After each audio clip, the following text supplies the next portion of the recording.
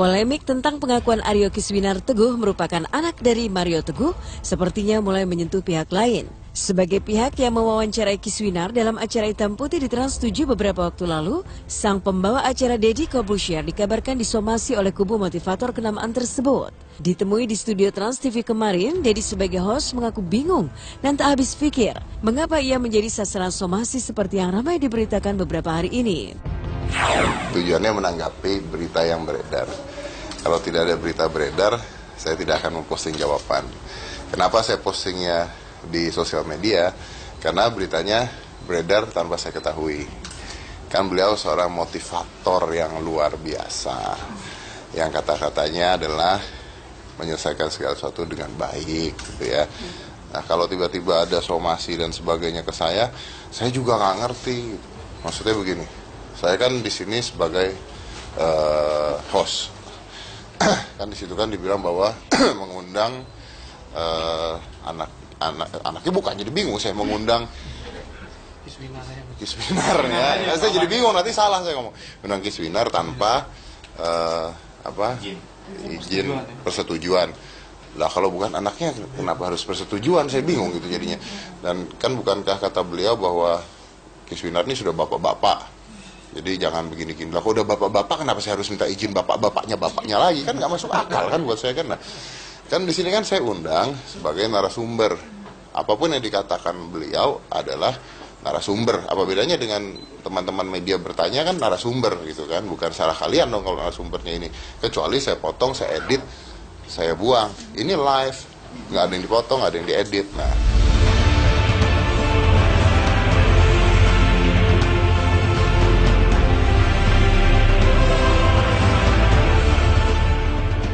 merujuk pada pemberitaan sejumlah media, Deddy mengaku dirinya dianggap tidak melakukan prinsip dua sisi dalam menampilkan narasumber yang masalahnya diangkat.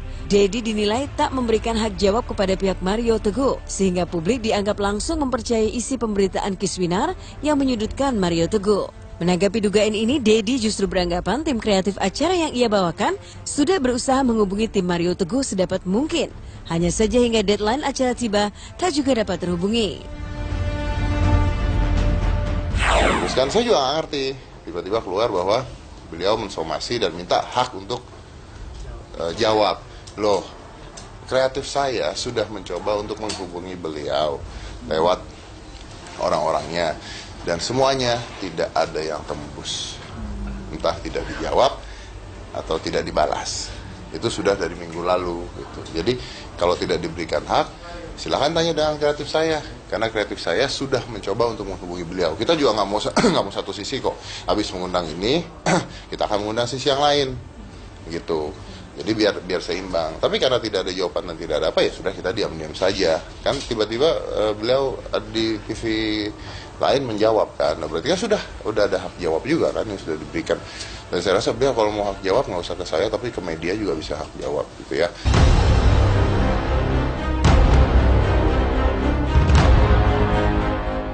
Mengingat polemik ini menjadi pembicaraan publik, Deddy mempersilahkan kepada Mario Teguh untuk bisa datang ke acara yang ia bawakan. Deddy berjanji akan mempertemukan antara Mario Teguh dengan Kiswinar yang tengah mencari pengakuan sosok Mario Teguh sebagai ayahnya. Kalau memang benar-benar seorang motivator yang luar biasa, saya mengagumi beliau loh. Saya sampai ikut gaya rambutnya segala kan.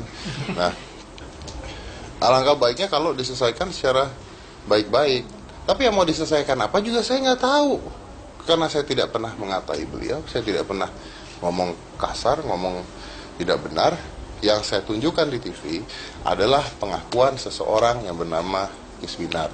Dan itu bukan saya doang, dari media sudah lama, dari tempat lain sudah lama. Nah, kenapa saya yang diserang? Kenapa ke saya gitu ya? Mungkin butuh panggung gitu. Saya nggak tahu kan, mungkin butuh panggung kali gitu ya. Makanya itulah jawaban saya gitu. Loh, saya disomasi apa ya? Saya melihat ini sebuah streaming, saya disomasi apa? Mau apa? Mau dipenjara saya? Ya nggak apa-apa saya masuk penjara. Masukin aja saya ke penjara. Kalau saya masuk penjara gara-gara itu, coba masyarakat apa? Hukuman yang paling berat adalah hukuman sosial. Bukan hukuman penjara. Hukuman penjara 3 bulan. Ganti rugi, bayar, selesai. Tapi menurut saya langkah yang dilakukan, ini malah merusak nama baik sendiri gitu loh. Masa seorang motivator mensomasi orang karena apa Saya nggak tahu karena apa masalahnya. Karena kata-kata saya yang salah. Salahnya di mana? Karena saya mengundang tidak dua sisi. Nah, saya udah mencoba ngundang. Karena saya mengundang, yang ngundang juga bukan saya. Gitu. Ya kan lucu kan?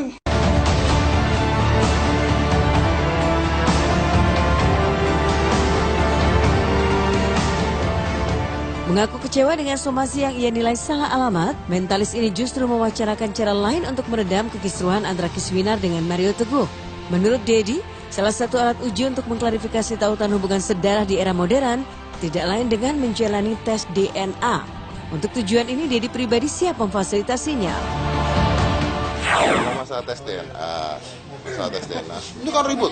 Yang satu mau tes DNA, yang satu begini, yang satu begini. Nah, tiba-tiba saya kecemplung. Saya disalahin, prosesnya mau anaknya, mau bukan anaknya, mau teman, saya nggak peduli gitu loh. Bukan hidup saya itu, saya hanya mengerjakan tugas saya sebagai host gitu. Nah kalau ribut tes DNA, ya udah gue bayarin tes DNA, mau boleh, ayo gitu. Mau kemana tes DNA-nya saya bayarin. Saya bukan mau ikut campur urusan keluarga loh ya, tapi karena saya tiba-tiba dicemplungin gitu.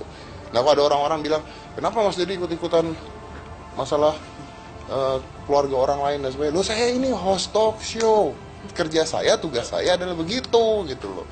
Ya nggak bisa disamakan dong. It just doesn't make sense.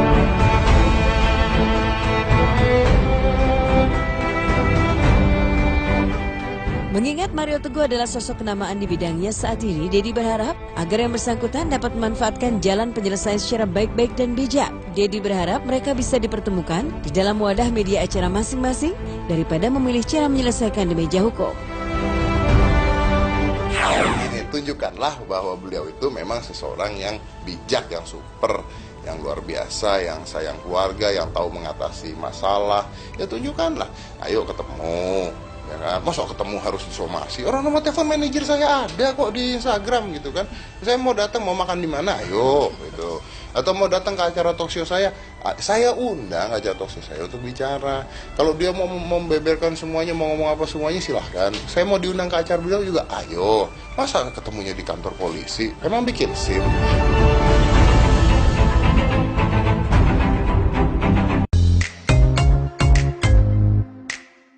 Tak cuma memposting video kehamilannya saja, Andin juga memposting serangkaian foto yang menggambarkan acara tasyakuran 4 bulan kehamilannya.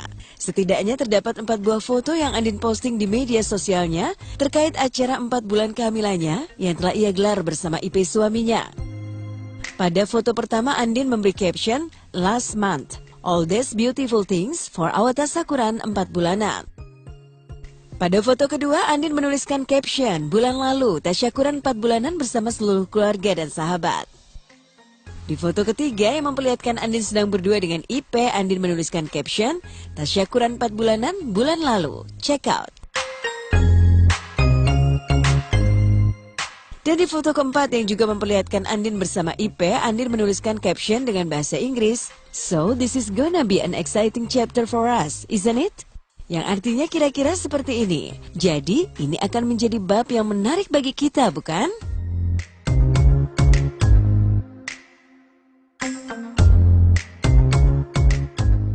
Andin dan IP dikenal memang gemar mengabadikan setiap momen rumah tangganya melalui mata kamera.